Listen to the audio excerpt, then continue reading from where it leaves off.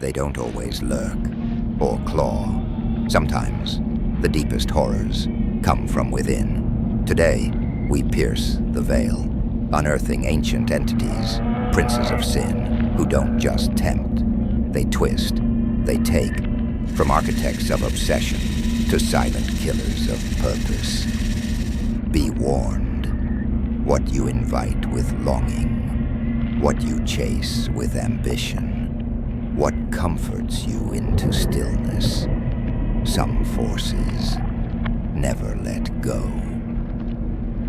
Welcome to the Diabolist's Lab, a place where faith, fear, and forbidden truths collide. Tonight, we descend into the realms of three ancient princes, lust, greed, and sloth, embodied by Asmodeus, Mammon, and Belphegor.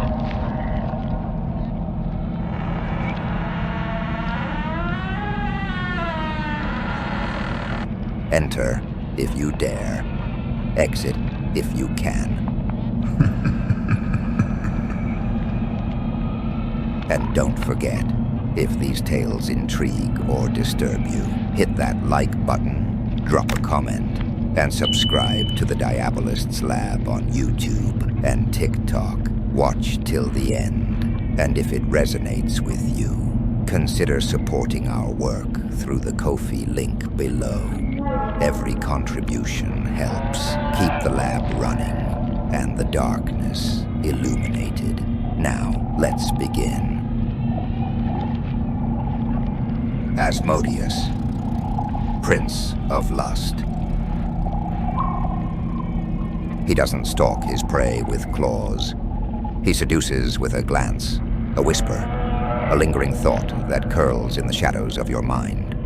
Asmodeus, the Prince of Lust. More than a tempter, he's an architect of obsession, a sculptor of desire so deep it consumes reason. In Christian demonology, Asmodeus is blamed for tearing marriages apart, for luring the faithful into the arms of temptation. But his roots go back much further. He first emerged in ancient Persian texts as Asmodeus, a spirit of wrath. Over time, he mutated, or perhaps descended, into the embodiment of lust in Western theology. A demon not of seduction, but domination. In the Book of Tobit, Asmodeus murders 7 men on their wedding nights, out of possessiveness, envy, and an unholy craving for a woman named Sarah. His love wasn't love. It was ownership, control, masked as passion, pleasure, twisted into prison. Some legends say King Solomon summoned Asmodeus and bound him with a magical ring, forcing him to build the great temple. Others claim exorcists who cast him out report the scent of sulfur and roses, a perfume of deception, the stench of something vile, hidden behind beauty. He rarely appears monstrous, but when he does, he has 3 heads, man, ram, and bull, breathing fire, riding a dragon, a grotesque throne of desire. But most of the time, he's invisible, because lust needs no form. Just a suggestion, a glance, a voice, a memory you can't stop replaying. Asmodeus whispers, love is weakness, desire is power. But in the end, his gifts leave you hollow, burned out by a fire you mistook for warmth.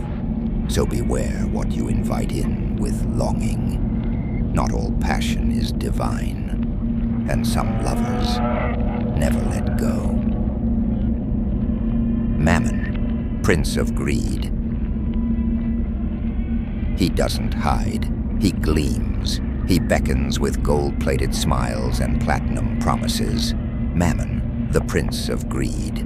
He isn't a monster in the dark. He's the light that blinds, the coin that clinks sweetly before it cuts. In the New Testament, Jesus warns, you cannot serve both God and Mammon.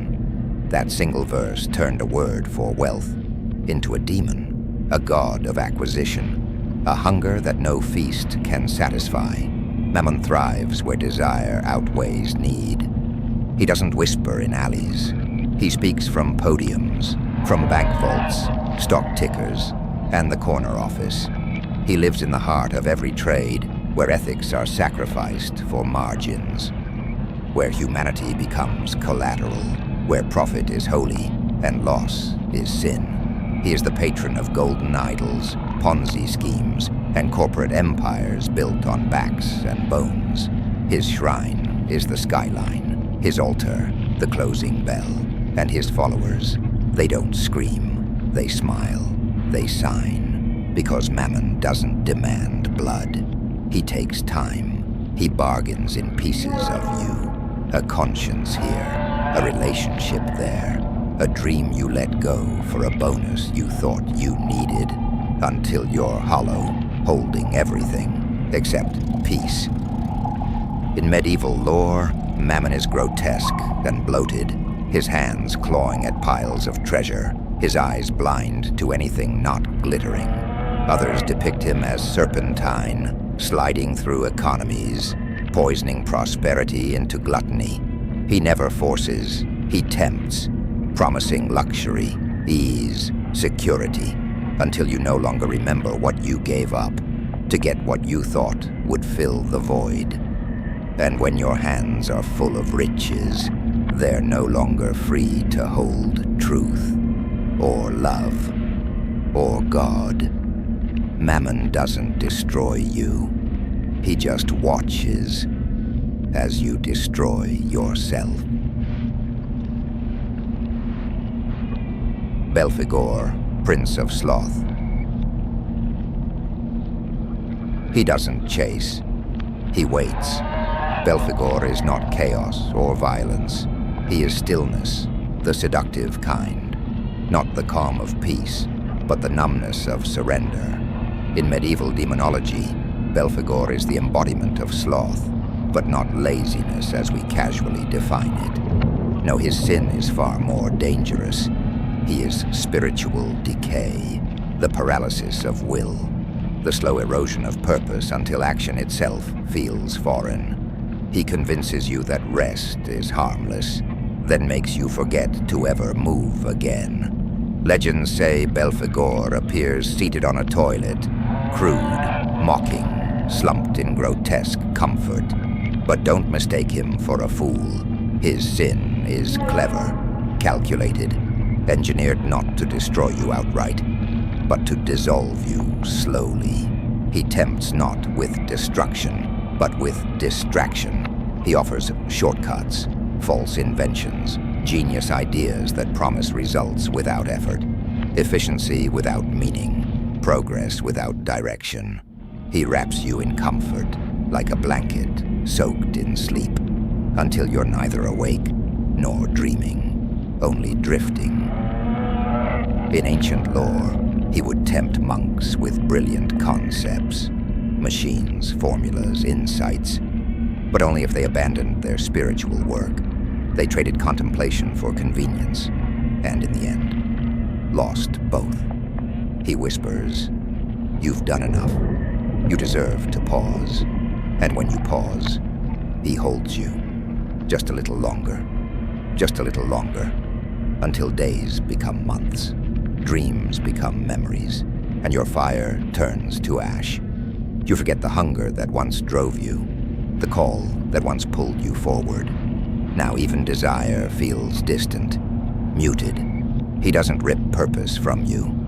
He lets it fade, quietly, softly, a comfort that kills without ever raising its voice. Sloth doesn't scream, it sighs, and so do you, until you no longer remember how to rise. Darkness doesn't always hide. Sometimes it invites you in, knowing what lurks behind the veil only deepens the shadows. Which of these princes speaks loudest to your soul?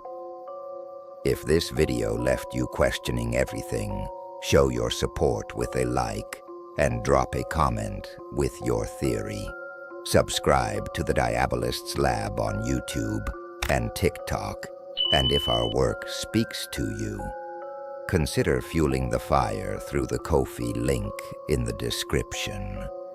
And remember, keep your eyes open and your doors locked. Evil waits for those who open the wrong one.